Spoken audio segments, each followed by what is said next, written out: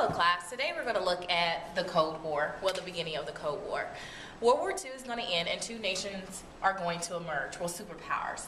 The two superpowers are going to be known as the United States, a democracy, and the Soviet Union, a communist nation. These two countries are going to compete against preventing the other countries from spreading their type of government in Europe. Both are going to practice the policy of containment, which is stopping the spread of democracy. That's what the Soviet Union is going to do. And stopping the spread of communism. That's what the United States is going to do in Europe. At the end of World War II, Western Europe and Eastern Europe was up for grabs as far as what type of government that they were going to follow. The United States wanted to prevent Western Europe from turning into a communist area made up of communist nations. So the president at that time, Truman, is going to come up with his ideal that's going to be called the Truman Doctrine, stop the spread of communism.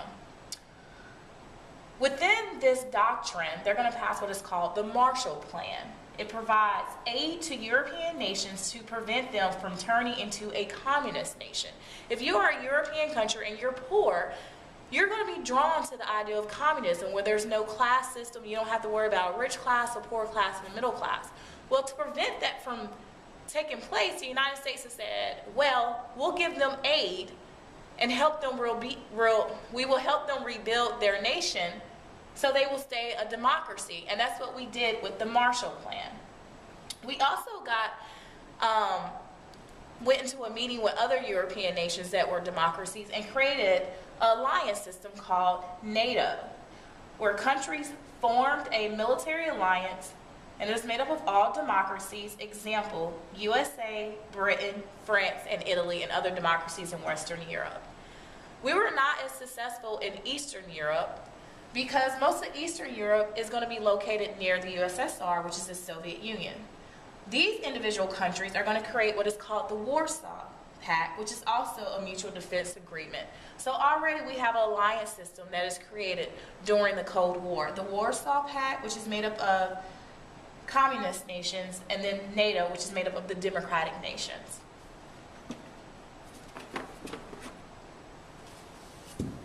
During this time of the beginning of the Cold War, China is going to change from democracy to a communist nation. There's going to be a civil war between the communist rebels led by Mao Zedong, and in the end the communists are going to win and China is going to become the People's Republic of China. This is going to be a huge defeat for NATO.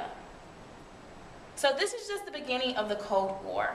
The reasons why it's called the Cold War because the Soviet Union and the United States never actually went into a war, meaning on a battlefield and fighting. What both countries did was they competed in several different areas. They're going to compete with the arms race. They're going to compete in space, who can get the first man in outer space. They're also going to try to prevent communism and democracy from spreading. The Korean War is all because we got involved, or the United States got involved to stop communism from spreading. The Vietnam War, we got involved in the Vietnam War, again, to stop communism from spreading. We're also going to look at the Cuban Missiles Crisis because at this time now countries are developing nuclear warheads. Both the Soviet Union and the United States were able to come up with that technology. So this is just what we're going to cover for the next 3 weeks.